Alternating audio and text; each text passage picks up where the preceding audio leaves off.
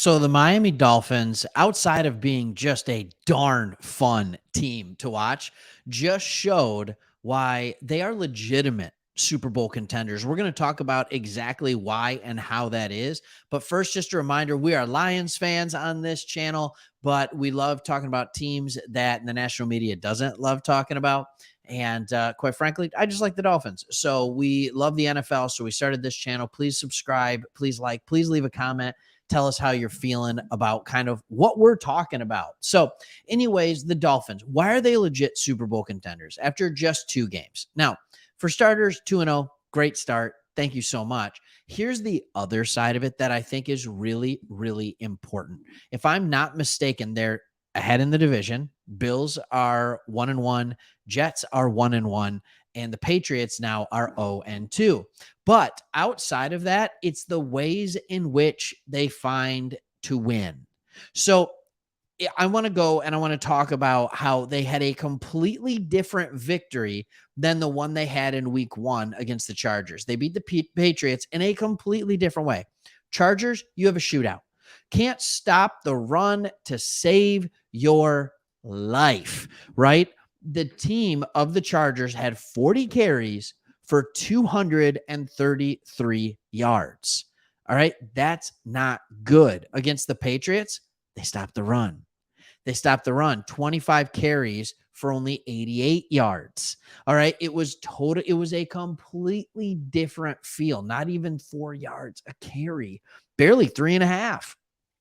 It was a completely different game on all accounts. And they got a W on both ones. So let's just kind of jump in. I want to show you the box score against the Patriots and how it was so much different from what happened against the Dolphins. For starters, Bill Belichick, what do we know him for? He's the guy who takes away the thing you want to do most. What do the Dolphins want to do most? They want to attack you down the field.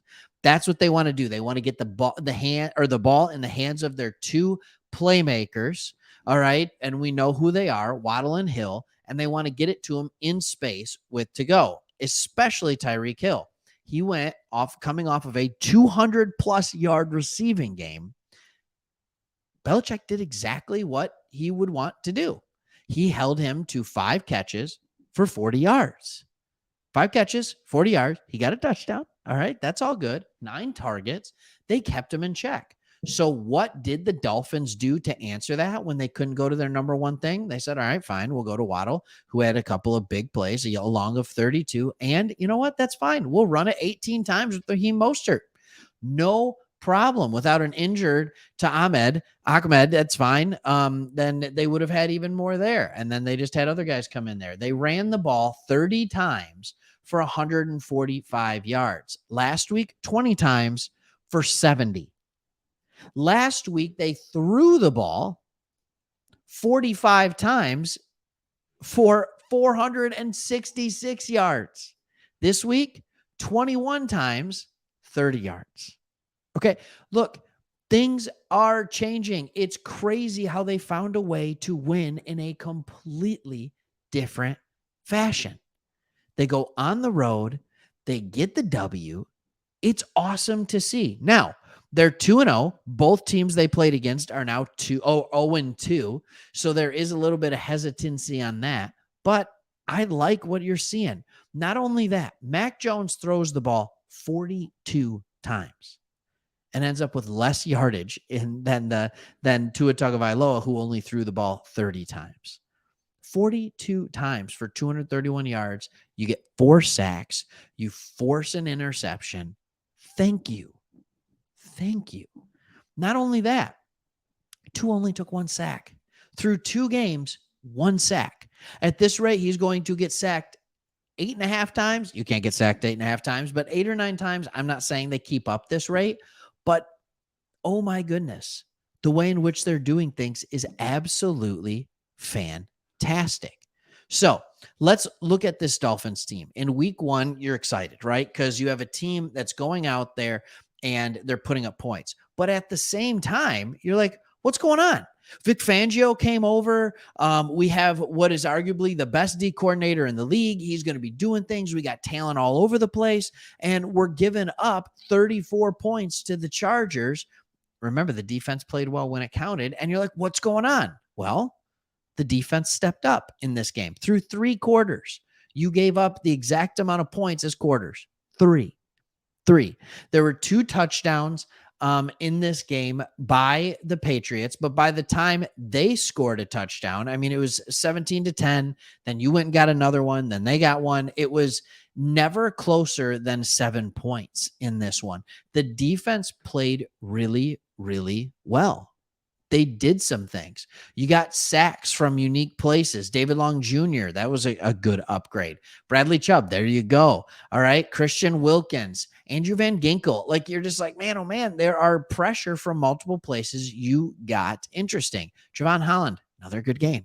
Like, this is what he is. This is what he's going to do. And by the way, wasn't it nice to see Xavier Howard get a pick? You know, this guy where you're like, what's he been? What's he going to be? And all that. It's like, yeah, you got a pick. I like it. There's a couple of weird stuff by Tua, but overall, I just walk away from this. I know this sounds weird because you'd think to yourself, well, if Miami put up 40 points again against the Patriots, it's like, yeah, we're the best team in the league. No, I'm actually more confident because of the way you won the game. You took what they gave you. And the standard here for the New England Patriots is I'm going to give yards. Bill Belichick has played this game forever.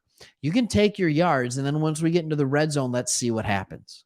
Well, what happened was 3 touchdowns and a field goal. Not 3 field goals and a touchdown. 3 touchdowns and a field goal. You executed in the red zone, which you needed to do. And you were able to go back on defense and say, all right, fine, we'll do the same thing. Patriots, you want your yards? Go ahead and take them. You can go methodically down the field, but we're going to stop you. And you just flat out have more weapons. So this team under McDonald is poised for a very good season. The only thing left to take care of now is just stay healthy. In the NFL, things can change so fast from week to week. They can change so fast from week to week. But I think if you can keep Tua upright, if you can keep Waddle and Hill healthy, you're going to be in a great spot. Like, and you know this. I'm not telling you anything you don't already know, but you played these first 2 games without your anchor tackle, Teron Armstead. You gave up 1 sack. Are you kidding me with this? Some of it's play design, but some of it is just the fact that the offensive line is stepping up and they're doing well. And against New England, like, you'd think, like, they're not a bad pass rush team, but against the Chargers with Bosa and Khalil Mack coming off the edges, oh my goodness, like, that was a recipe for disaster. And you guys are like, nah, don't worry about it. We're good. So excited things, good things coming in Miami. Thanks for watching the channel. Leave a comment if you agree with it. Do whatever you want. Just subscribe. Why not? Subscribe to the channel. That way you get notifications when we put out new videos. All right. Thanks for watching. See you on the next one.